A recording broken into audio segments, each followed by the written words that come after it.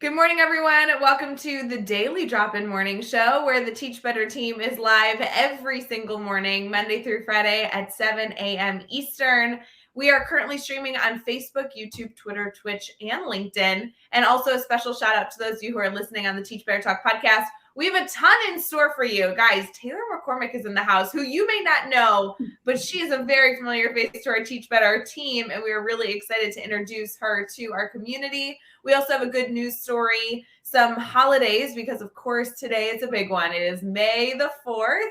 And of course, we'll get into our discussion and encouragement around Teacher Appreciation Week, which is a very, very special week we've had the opportunity to celebrate so far. And we are, just as a reminder, giving away 22 giveaways for 2022 by heading to teachbetter.com/appreciation. Go fill up your coffee. We'll be right back.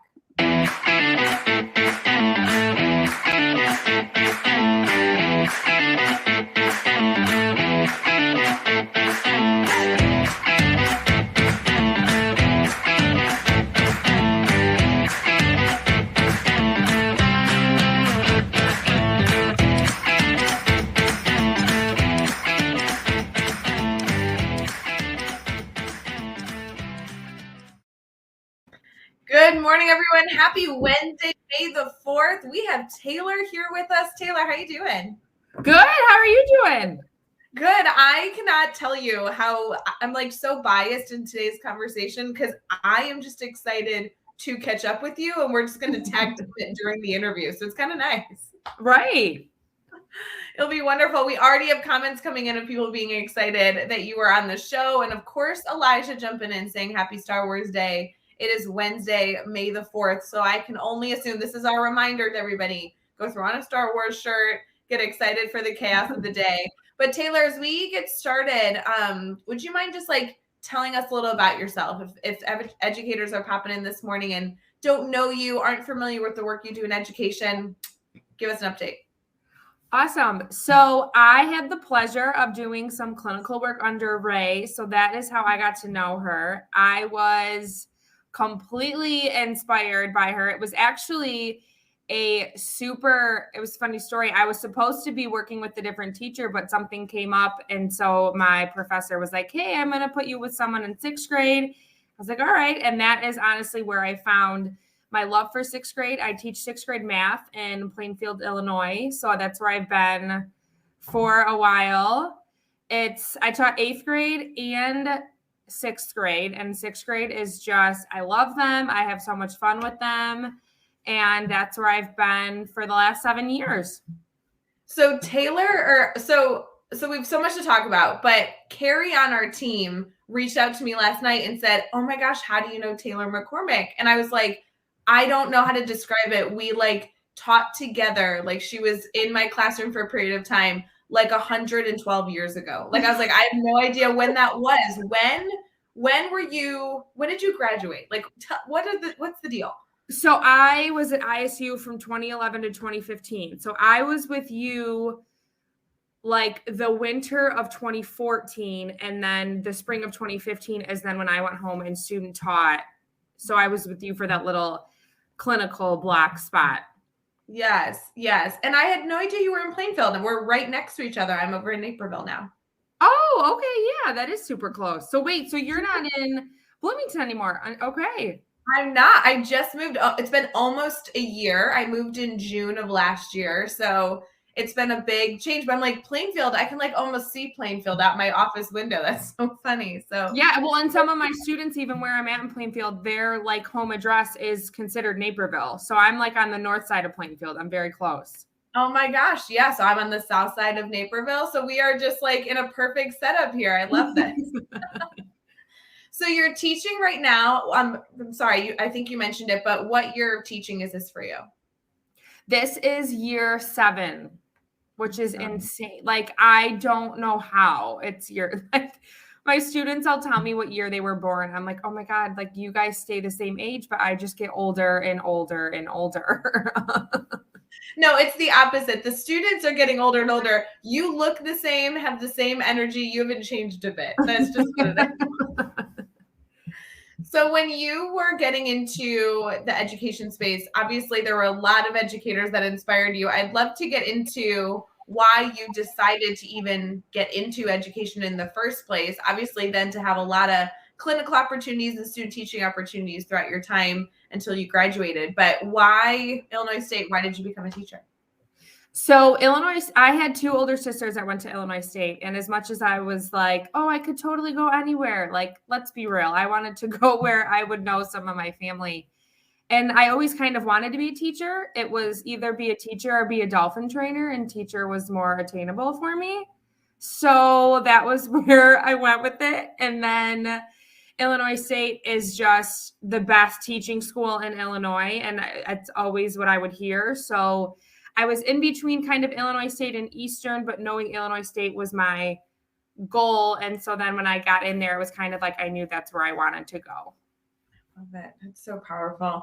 There's so many different stories I know I'll be able to share for Teacher Appreciation Week, but it's always interesting to hear how people got into making the decision to go pursue education. Elijah in the comments is saying, yeah, Taylor, just wait until you're older than the parents, and then it really freaks you out. I'm not ready for that. So true, though. It's so funny when you bump into a student years later who's like graduated from college and you're like, oh, that means that I'm ancient. I'm just right. That's so funny. Well, as we get into, go ahead. I was going to say, going into middle school, it was kind of, people always asked, like, why middle school, why high school, why elementary school? People always, like, when you tell them, oh, I teach middle school, they're like, wait, you willingly do that? And so I just absolutely love the age group. When I was in middle school, I had a team of 4 teachers that I had in 8th grade that just were awesome. And like, they knew when you were in a good mood, they knew where you were in a bad mood. Like, they were just such great people. And like, they were always, middle school is the time of your life when kids are trying to like figure themselves out and when they kind of need that support. And so after having that when I was in middle school, I knew like that's what I wanted to be for my students one day. Oh, which is such a powerful like element to drive you to know that you've had a model that you can see to say, this is what I'm looking for. These are the tweaks I want to add my own personal flair to that experience. So good. I would challenge all of our educators this morning. It's Wednesday, which means we are a few days into Teacher Appreciation Week. I've been seeing, Taylor, I'm sure you've been experiencing it, the donuts that are filling our school buildings, the funny little teacher appreciation celebrations, some free lunches possibly for our educators.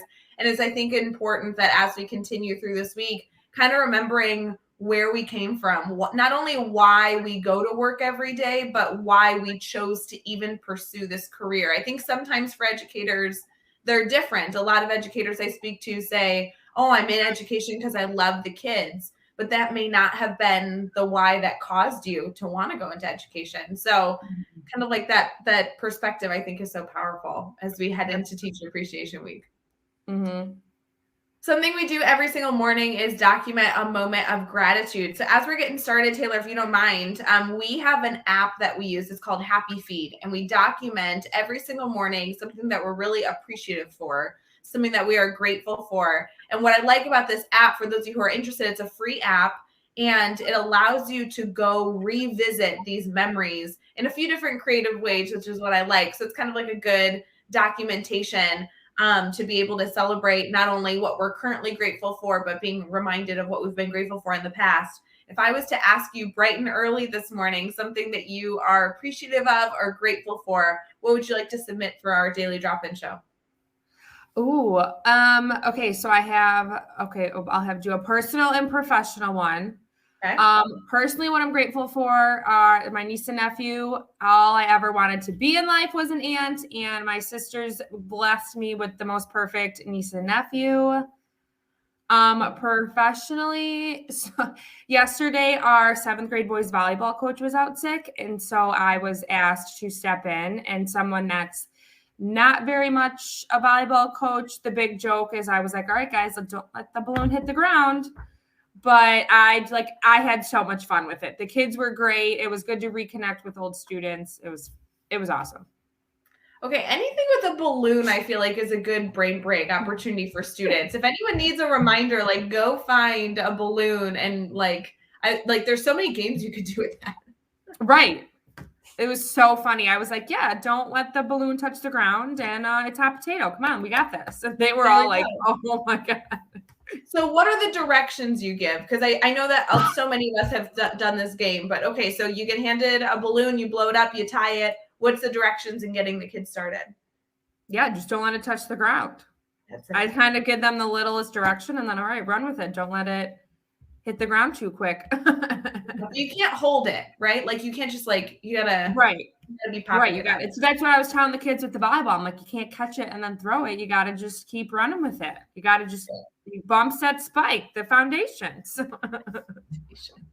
I love it. We have a lot of friends in the comments this morning. Good morning to Andrea. She's saying, yes, she always gets that response when she says that she loves teaching middle school. That like strange face that many people have when you say that. Celebrating aunt life. So many people. I am not an aunt yet, but I am dying to be. So I fully support. I love that. If you live close to them, do you get to see them often? So my nephew and my sister and my brother-in-law, they're in Joliet. And then I have my niece and my sister and my brother-in-law, they live in Kansas. So we don't get to see them as much, but I try to FaceTime them. I mean, all the time, which is God bless technology for that.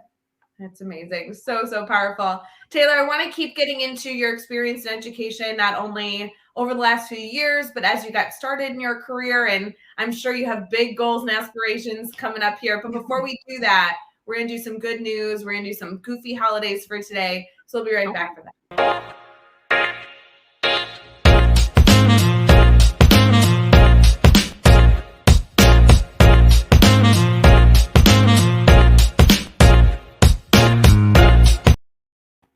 Good morning, everyone. Happy Wednesday. It is May 4th. I can't even say it like May the 4th is what I just keep wanting to say. But we appreciate those who are here with us. We have Taylor McCormick here with us, and we have just begun to dive into some conversation. As we get into some good news and some holidays, Taylor, I'd love to find a reason to celebrate. I think this is a good opportunity to add some humor into our day, but obviously also bring this to students or bring this to colleagues to build relationships. So you up for some celebrating? Always. Okay, so here are some weird holidays. Some of them I think I can celebrate, and some of them I'm going to take a pass, but I want to get your thoughts on it. First of all, like we had noted, it is Star Wars Day. So for many people, they'll be wearing their Star Wars shirts and celebrating May the 4th. Any thoughts on how you might celebrate Star Wars Day? See, I don't know if I should admit this on May the 4th.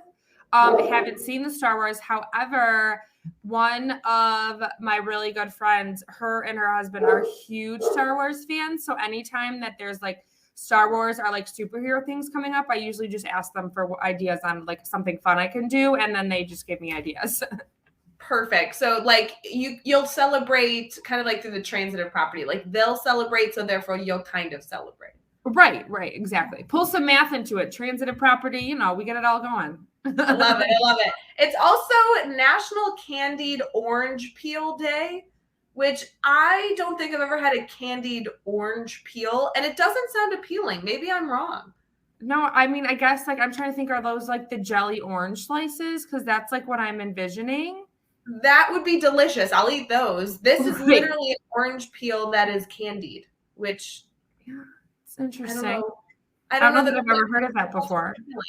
But maybe if you run into it, take a bite of it today. It's also, which seems to match, National Orange Juice Day. So maybe as you are celebrating Star Wars, you need to incorporate some oranges in your life this morning. I don't know. Yes, I do usually make for breakfast. I have little orange juice, and then I put this like vanilla protein in it, and it tastes like a dreamsicle. Yum! That's a great idea.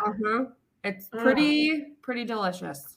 Oh, I can get on board with that. Well, today, make sure you do that because you have to celebrate Orange Day. It's also National Renewal Day, National Skilled Trades Day. Skilled Trades Day would be really interesting, celebrating all those in the workforce, the trades industry. That would be something to bring into the classroom. I like that. It's also National Weather Observers Day. I don't know about you, but the weather's been crazy here in Illinois. I know we have viewers from all over the community, not only in the U.S. and Canada, but but listeners, thankfully, all over the world. I would love to hear what the weather's like today in everyone's communities. I don't know if that's going to make us jealous, though, Taylor. The weather doesn't look so good today. I know we've had I feel like this is the coldest, wettest spring yesterday I was supposed to work a track meet outside, but then when they asked me to coach volleyball inside instead, I'm like, oh, of course.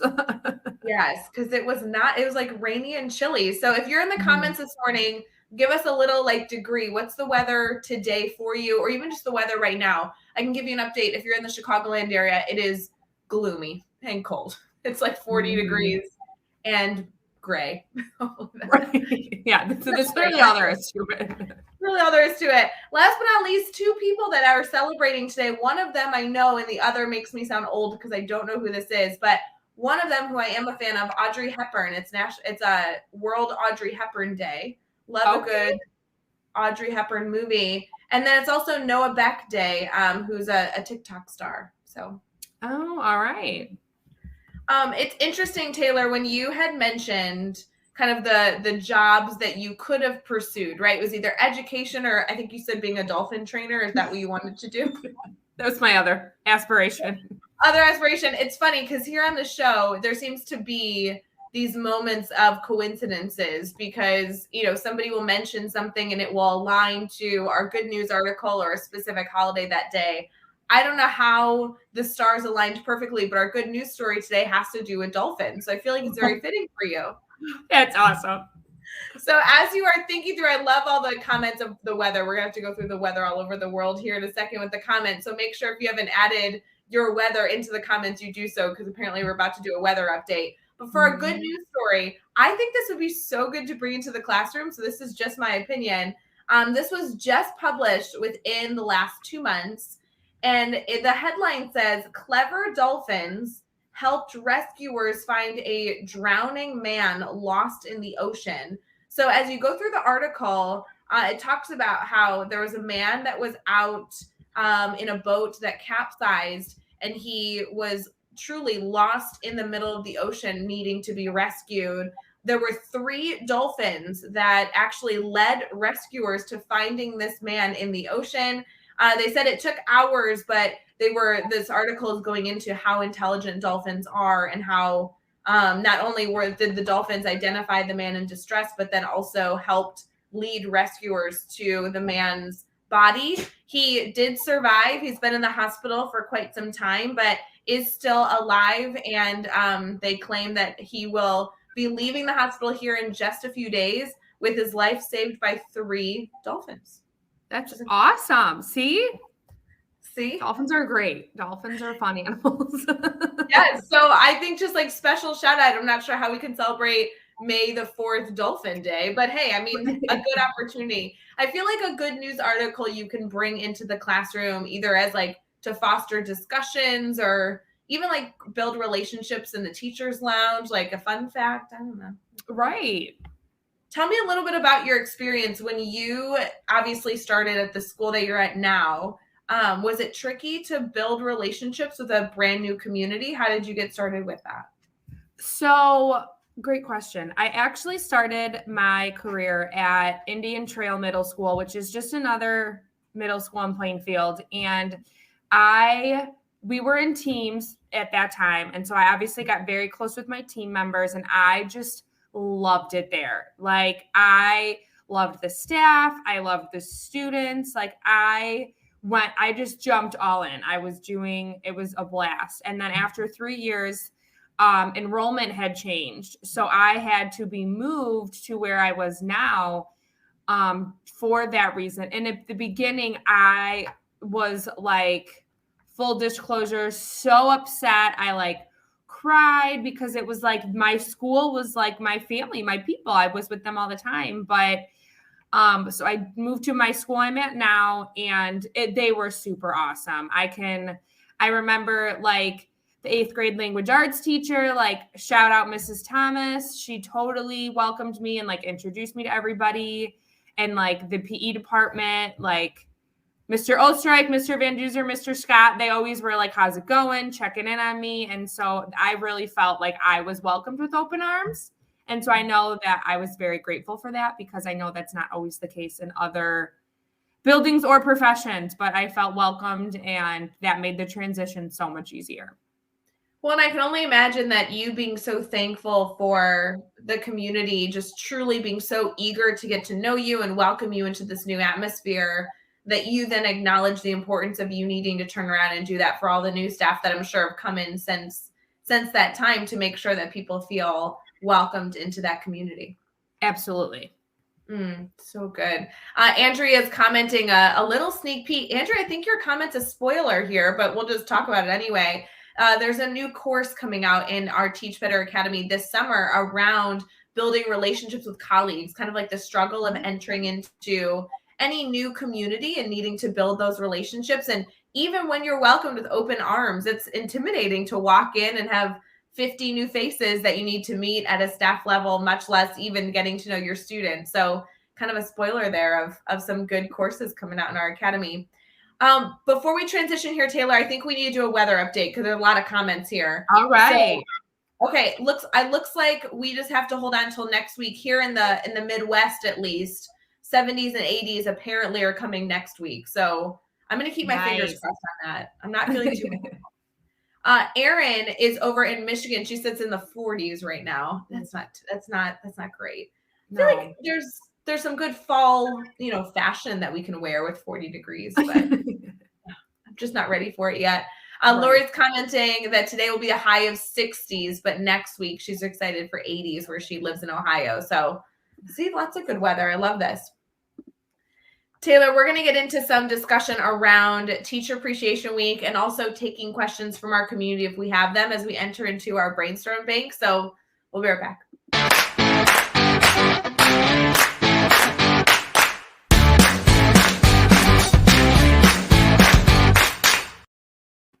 All right, everyone. Thank you for tuning into Daily Drop-In. We are in our brainstorm bank segment, which is an opportunity that we have every single morning to be able to ask our community if you need anything. We know educators are constantly brainstorming and problem solving through so many different hurdles. And so we never want you to feel like you are brainstorming alone. Feel free to throw your question or maybe a little perspective of your situation in the comments. And Taylor and I don't promise that we'll have the perfect answer, but we'd love to be a brainstorm partner for you, whether it be how to foster relationships with colleagues, a student behavior that you're currently working through, something that you're problem solving, maybe having to do with your classroom design, whatever it is, feel free to throw that in the comments and we'll do our very, very best to support you. Our theme this week is all about teacher appreciation. And Taylor, I would love to dive into more of the teachers that not only that you've become, but also the teachers that have worked with you, alongside you, that you've been able to learn from throughout your career, kind of give them some shout outs as well. So we talked a little bit about why you got into education. I'd love to dive into what it was like as you got started in this field, and then also what the last few years of being a teacher has been like for you. So is there a spot that you're drawn to that you want to get started with? Nothing that I can really specific. I think when I started in education, we were in the middle school format and we had teams. And I just think how that completely made me feel supported and had me feel ready. I think teaming is just awesome. And we don't do that as much anymore. But so I think for those new teachers, again, I think it is hard. Like you said, building those relationships with colleagues, teaming allowed us to do that. So I always try to, I know sometimes as teachers we're workhorses and we just want to work all the time, like even like working through lunch and things like that. But something I've taken with me is that, one day a week I might have like kids come eat in my room, or 1 or 2 days a week I'll go to the teacher's lounge, and just making sure that as easy as it is to just be tired or work through lunch. And it's just important to have that community feel, because then we just feel more supported and we're not as burnt out. It's interesting, Taylor. I kind of mentioned this on the show yesterday, and I don't want to dwell on it, but I have been feeling this theme, which I think is just talking about an elephant in the room, where teachers are tired. They're not feeling very appreciated, even though it's Teacher Appreciation Week. It's been a really long road over the last few years. And I've had some hard conversations with educators that are, looking at other options. Do they stay in the current role they're in? Do they change roles? Do they change schools? Do they leave education altogether? I mean, it sounds taboo to be discussing it, but the field is a very challenging field, and educators obviously want to be fulfilled in the work that they're doing. As you're thinking through not only building relationships with your colleagues, but also the importance of the work that we're doing, what are your thoughts on how the last few years can help actually make our field better? What are your thoughts on kind of how it's changed you as an educator?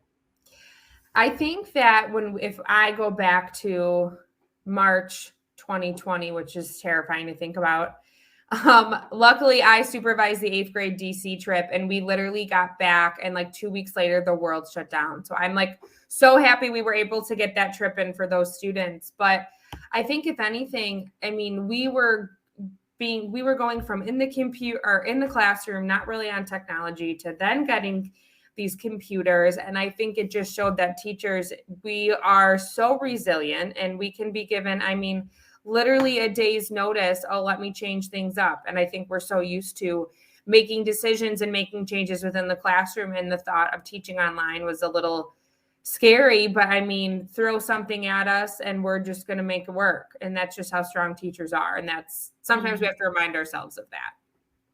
I think that's so important. We are able to overcome those massive hurdles because educators so universally are creative problem solvers. That is such a important characteristic that you see in educators. And I love that not only that was maybe put to the test to an extreme over the last few years, but so important as we head into, May, and as we head into next year, really thinking through how can we continue to be creative problem solvers.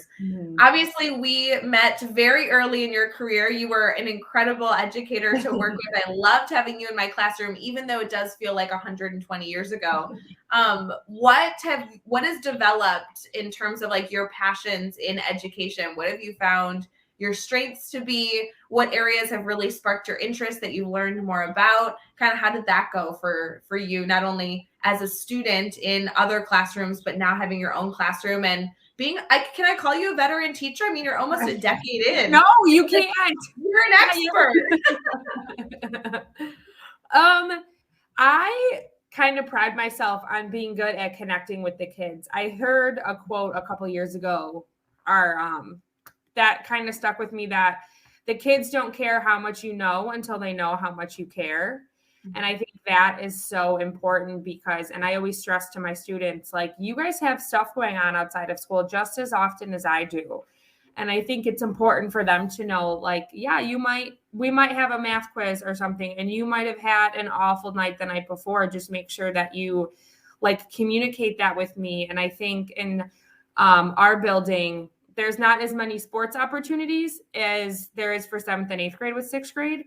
And so I've always said, like, if you guys are into other sports, like, let me know. I've been to lacrosse games. I've been to dance competitions. I've been to hockey games. And it's just, I really want my students to feel supported, not only as like academically, but as like real people. And I think that's important as well. What would be your go-to suggestion for an educator listening to you saying, ooh, her strength is connecting with students? Any like challenges or ideas that you can offer our community here to obviously connect with students maybe a little bit better, maybe try something out they haven't pursued yet? Any thoughts on that? Any challenges of how to keep connecting with kids? Yeah. So one thing I started doing that I stole this idea actually from a teacher who actually used to work at Evans, where I know that you used to be. I took this idea from Melissa Magnus. I think that's how you say her last name. Yeah, she's wonderful. Shout out to Melissa. Yes, I used her idea, which was pits and peaks. And I think that totally changed the game for me. So I did it. I don't do it as much now that we're in person, but I would like to get back to that. Basically, like the kids know that a peak is something good going on and a pit is maybe something not so great. And so during when we were remote, I felt like that was a great way for me to connect with the kids and for me to get to know what's going on with their life. And it was like sometimes it was awesome and they had so much good going on. And then sometimes it was kind of like, oh my God, like these kids are going through things that I've never gone through. So that was super interesting. And then and now being in person, I think the other thing I've tried is when you have, the challenging student or maybe a student you haven't always connected with, I've started to do like little lunch groups. And like I explain to the kids and parents, like it's not a lunch detention. They're not in trouble. It's just a way, again, when you get them one-on-one or maybe a couple kids, they're just much more willing to open up and maybe explain to you what caused their behavior or things like that. I love both of those ideas. Lunch with students has been something that I've seen so much success with. It's obviously challenging with COVID. You want to make sure you're being as safe as possible always for all of our teachers and students out there. But Pits and Peaks is something that I have seen so much success with, and it is just such a simple idea. And I love that you brought it up because that is a suggestion that every single educator can choose to do in their classroom today if they so choose. There's so many different ways to implement this simple concept. But what I really value about bringing that into kind of the norm of your classroom or something that you choose to incorporate with students is you really are opening the door to feedback. You're opening the door to gaining information from students and actually allowing them to communicate with you about themselves, which I think is so powerful when you're able to foster a learning environment where students are able to celebrate and identify areas they're not so happy about, whether it be a failure on their part or something that maybe you can improve as a teacher. So love Pits and Peaks. I remember like the first time I did it, I remember I like called my social worker and I was like, oh my God, like there's things going on. And she's like, it's okay. Like you just, because it's there. When is a kid ever going to like raise their hand in class and like, oh, like I lost something over the weekend or my parents are fighting or things like that. And I think that was very eye-opening for me is like, we obviously know that they have so much going on outside of school, but I think sometimes we lose sight of that. And sometimes we're like, okay, but you have a missing math homework assignment. And so that really kind of helped me like remember how much, like, again, just as much as we have lives outside of the classroom, so do the kids, and just being sure to remember that. I do really feel that is so important. A lot of educators that I've been able to talk with over the last few weeks that have been sharing some frustrations with our role. I think, educators have been put through, hell and high waters over the last few years, but gaining perspective of the other things going on outside of the hurdles that just exist within our job, and specifically is so important. An element of that is understanding what's going on with our students, which is so powerful. I know internally with our team, for our team members that are watching, we actually do Pits and Peaks every single week internally. We have about 24 members of our internal Teach Better team members that work day in, day out to keep the Teach Better team rolling. So for those of you who have been over to teachbetter.com recently, the blogs, the podcasts, the speakers network, the masterminds, it takes a whole crew. And internally with our team, every single week, we ask, what's your pit? What's your peak? And it really does foster a space for people to be like, oh my gosh, I didn't have a pit this week. That's something to celebrate. Or here's like 15 things that didn't go wrong. And we can all kind of gain perspective by having the opportunity in the space to share those things. As a teacher, if I was to say, okay, Taylor, I want to challenge you to do Pits and Peaks today, how would you do it? Would you do like an exit slip? Would it be just a discussion? Would you jot it in a notebook? How would you do it with your students today? So again, shout out to Melissa. I used her format. She actually did it on a Google Slides presentation. And then she shared that, or I think honestly you can, oh my God, Nashville is the greatest city on earth. I love it. Hi Stacey. Sorry. I just had like the dog from Up. When he sees squirrel, I see Nashville. I love it. If you're listening on the podcast, then we just put a comment on the screen that made Taylor get off topic. What were we talking about? We were talking about, implementing Pits and Peaks. Yes. And you said Magnus had a suggestion of how to do it with a Google slide. Yeah, so she did it on Google Slides. And so that was nice because then you just send it out on Google Slides. You can read them as they turn in. I think you literally can do it on a piece of paper, like today my students are going to be working on this little like data presentation, and it's kind of at your own pace. So you can say like, hey, when you need a break, like I think it's very like you can implement it, and you can have like I have them do 3 and 3. You could have them do 1 and 1. Like I think there are so many ways. It's a very easy way to, again, get insight from your students and implement, even if it's just like a piece of notebook paper or something.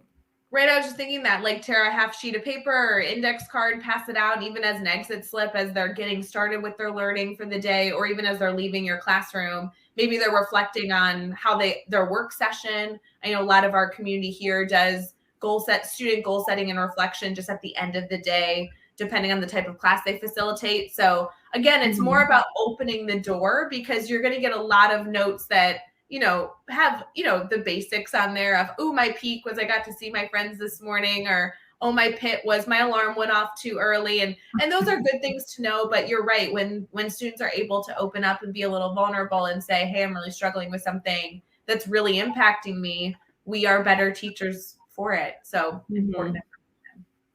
I do want to give a special shout out before I forget, Taylor, that because it's Teacher Appreciation Week, the Teach Better team is giving away 22 items for 2022. You all need to go apply because it closes Friday. We're giving out a ton of different items. I heard a rumor that we're giving out more than 22 with how many people have filled out the form. So you know me, I love cheating the system. Go in and make sure that you submit. You only need to submit once. Head over to teachbetter.com/appreciation. We're giving away anything from like free professional development, free tickets to the Teach Better conference, but like the things that I want, because I'm a loser, we have like life-size Jenga and like life-size like Connect 4 games that we're shipping out to classrooms, and I think that would be a blast. Like fun yard games, Taylor. I feel like you would like good big yard games, right? Oh, absolutely. Those are so like you can just use them in the classroom and use them in your personal life. That's what I'm saying. Like if it ships quick enough, enjoy it with your students. But when the class or when the year ends and we're all packing up our stuff, bring that sucker home and play it with your kids at home in the yard. Right. I love it. We have a special segment on Wednesdays, which I really love. It's a special time for us to kind of give some recommendations to our community and be able to say, hey, as you're kicking off your Wednesday, how can we continue to be learners? How can we continue to explore? So we're going to get into that in just a second. I know we have some recommendations, but Taylor, I do want to throw one more question at you related to our brainstorm bank, and that has to do with your soapbox topic. So if you had one message that you wanted to share with our Teach Better community, one message that you wanted teachers to hear from you and really take away this morning, what would you challenge them with? What would you share this morning? I think the most important thing is just remembering why you got into education. I think it is so easy in the last 2-3 years with COVID, and like teaching's hard. There's been days where, I come home and I'm like, all right, I'm going to go find something else to do. But when you have those good moments, just really treasure those. I know, like when I taught in Rae's class, when I left, the students made me some like big card where they all signed it. And so I think I've totally, I keep those, and it's just kind of remembering. And even like a couple months ago, I had a student reach out to me that was in Rae's class. And I remember I had messaged you and I was like, oh my God, do you remember so-and-so? And so I think as hard as teaching is just remember why you did it. I know that can be challenging sometimes, but just really stay focused and remember the kids. And when you're feeling burnt out, it's okay to take your day or take your time, but just really making sure you push through, because the kids deserve it. The kids deserve an excited teacher, a ready teacher. And so in order for you to be your best self, you got to make sure you're prepared for that. Such a good reminder as we're heading into Teacher Appreciation Week, really remembering your why, remembering not only your why that gets you up every morning, but your why that allows you to even be in this field, and making sure that you are, problem solving through. If you have any hurdles, bringing people into your life that can support you so you can ensure that you're giving as much as you can to your students. Really, really, really powerful, Taylor. We'll be right back with recommendations we love.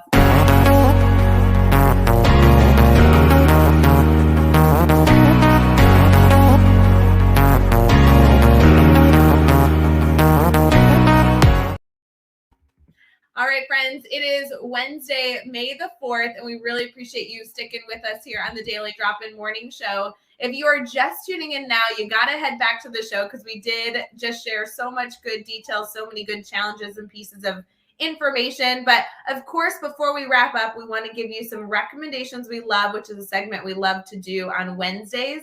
I really like this, Taylor, because it really does open up the opportunity for us to be explorers, us to continue to emphasize the importance of educators being learners.